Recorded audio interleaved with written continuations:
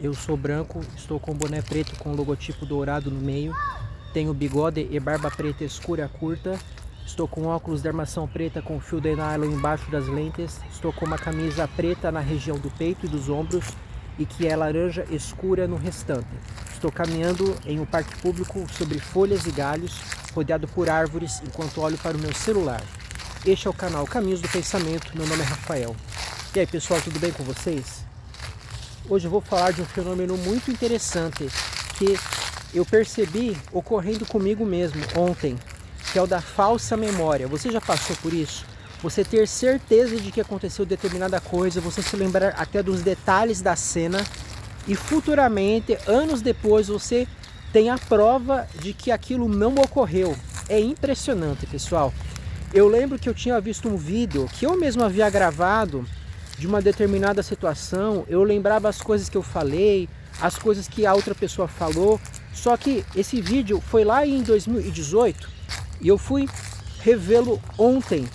Eu fiquei impressionado porque a cena não era aquela, era uma outra coisa, eu tinha falado de outro assunto, assim, eram coisas parecidas, né? Não eram coisas totalmente diversas, mas as palavras que eu lembrava que eu tinha usado não eram aquelas, eu tinha usado outras palavras. Eu fiquei pensando, puxa, que coisa. E aquela situação envolveu uma questão muito delicada, sabe? Era uma questão familiar, era uma questão que envolvia emoções muito fortes ali, né? E eu queria registrar uma determinada situação, inclusive para servir de prova, se fosse necessário, prova perante terceiros, né? Então, isso tudo gerou assim, como eu posso falar, gerou uma interferência que bagunçou a minha memória, né? As cenas que estavam aqui dentro não correspondiam de fato àquilo que eu havia percebido há anos.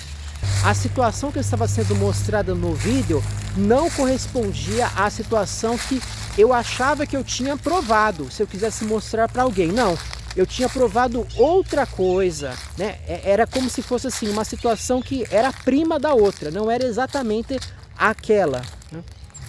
Eu fiquei impressionado, pessoal.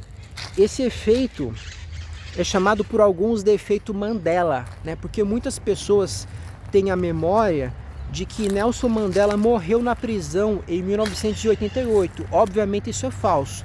Mandela foi libertado, tornou-se presidente da África do Sul e morreu muito tempo depois, né? Mas muitas vezes as pessoas elas se lembram de fatos que não ocorreram de verdade. E isso pode ocorrer de uma forma coletiva, inclusive. Várias pessoas dizem que viram determinada coisa, presenciaram determinada cena, mas não foi daquele jeito. Foi alguma outra coisa que elas viram e que com o passar do tempo elas acabaram associando a coisas que imaginaram, coisas que ouviram. Elas relacionaram a outras histórias parecidas, outras vivências que elas eventualmente tiveram e acaba se gerando uma história falsa.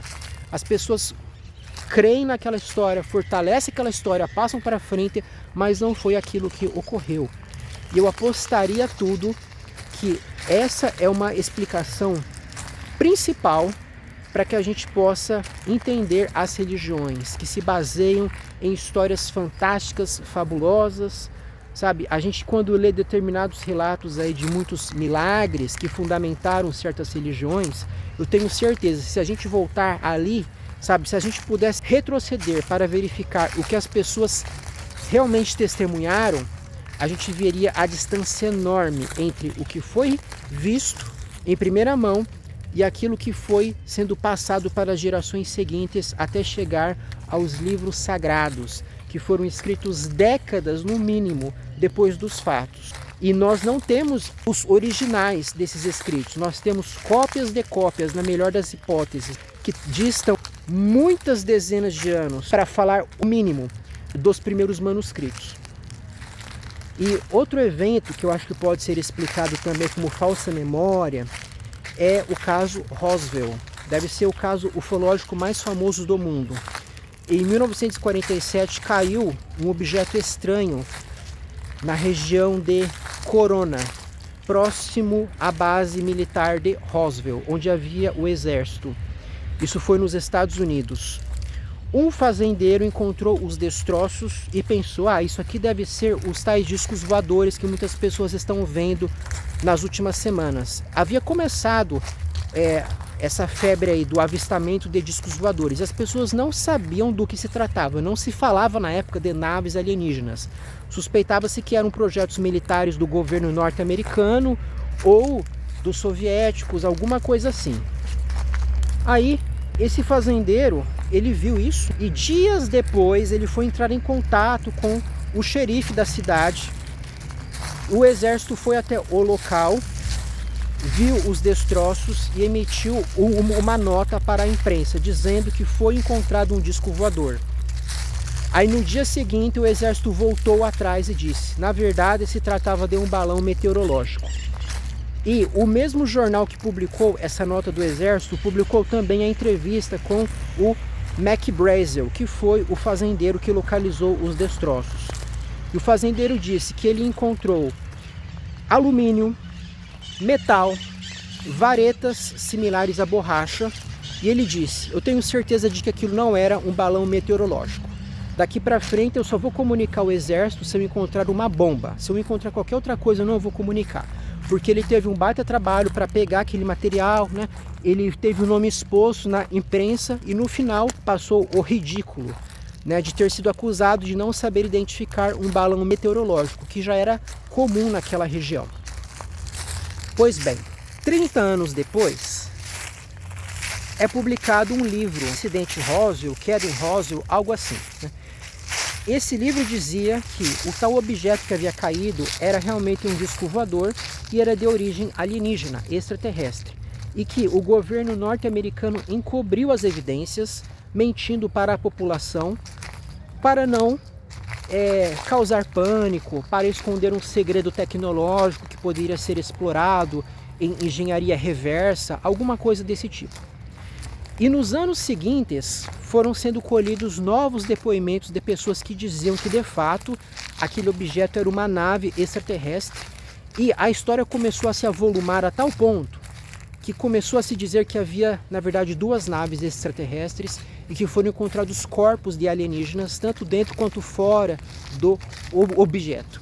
E havia quem garantisse inclusive ter visto no mínimo um alienígena vivo ainda dentro da nave, fora da nave. Alguns diziam que viram o alienígena andando, né, fugindo dos soldados do exército que foram capturá-lo. Ora, como que demoram...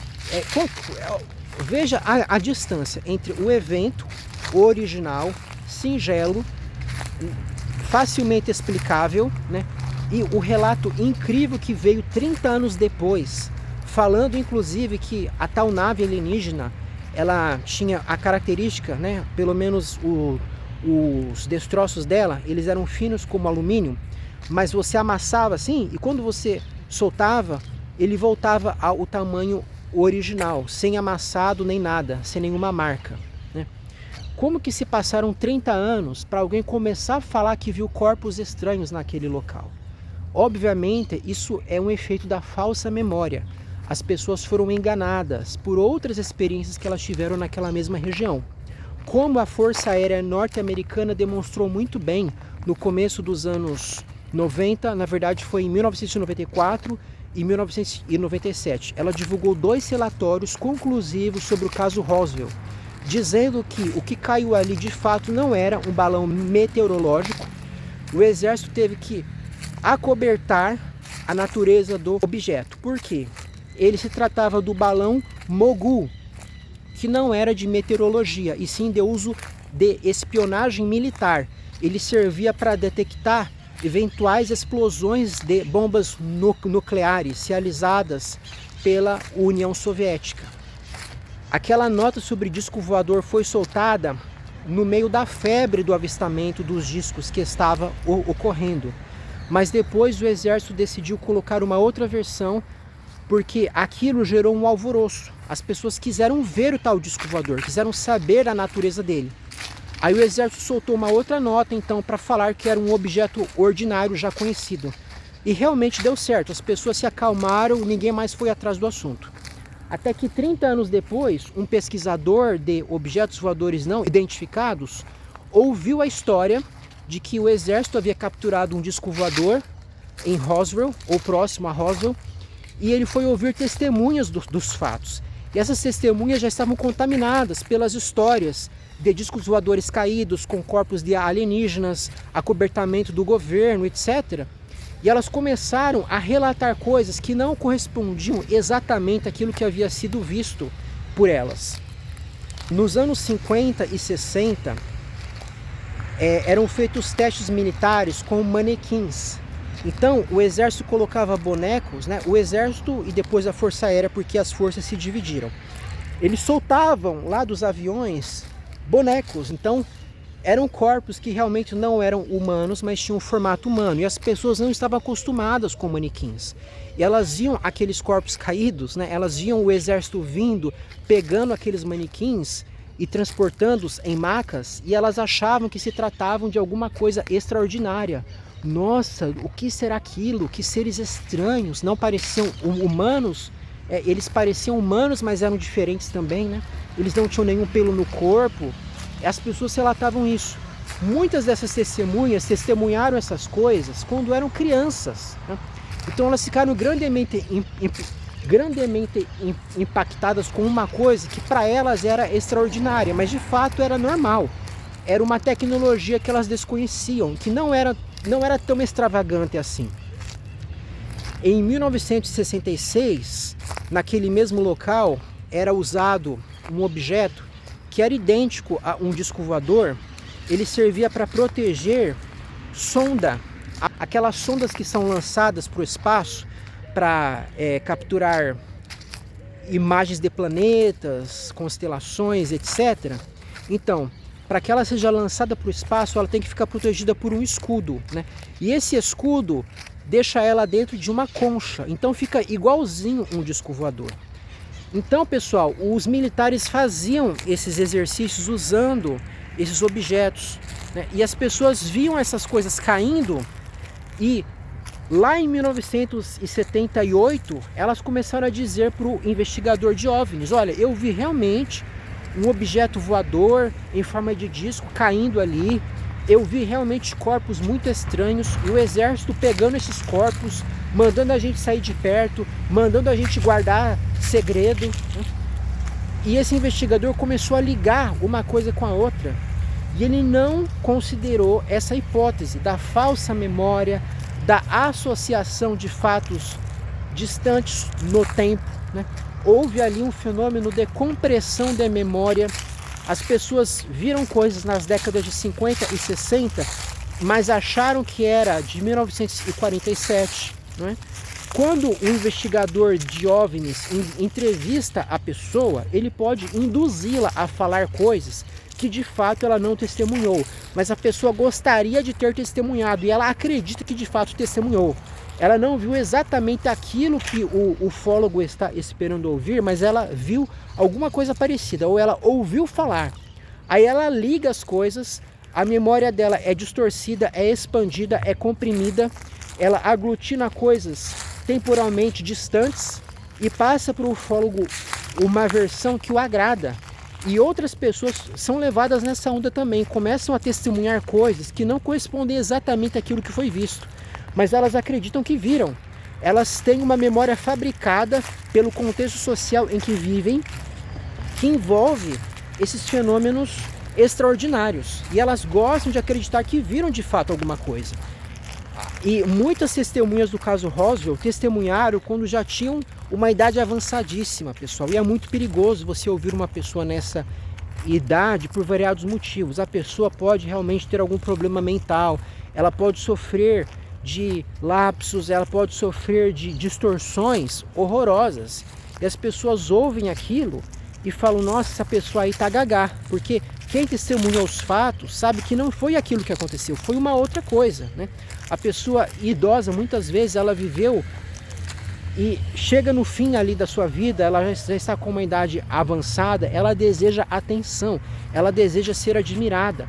Muitas vezes ela não fez nada muito grande que vai deixar um legado para o mundo, que vai fazê-la ser lembrada.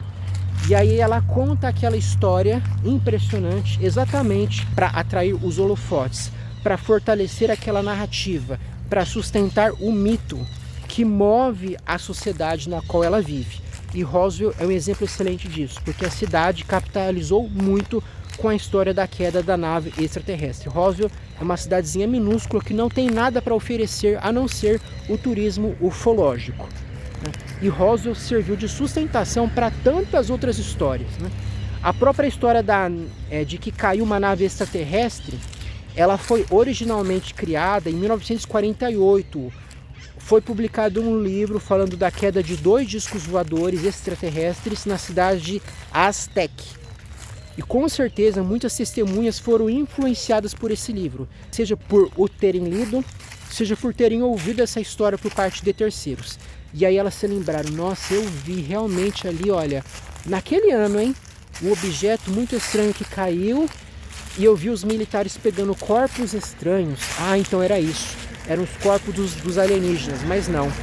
Na verdade, isso havia ocorrido, a queda do objeto estranho ocorreu em 1947, o exército disse que era um disco voador, e aí as pessoas viram os corpos estranhos muitos anos depois, nas quedas dos manequins, eventualmente viram o escudo da sonda espacial que estava sendo testada cair ali também em Roswell, nas experiências que eram feitas, e as pessoas simplesmente criaram uma história de boa ou má fé. Pessoal, por hoje era isso, até a próxima.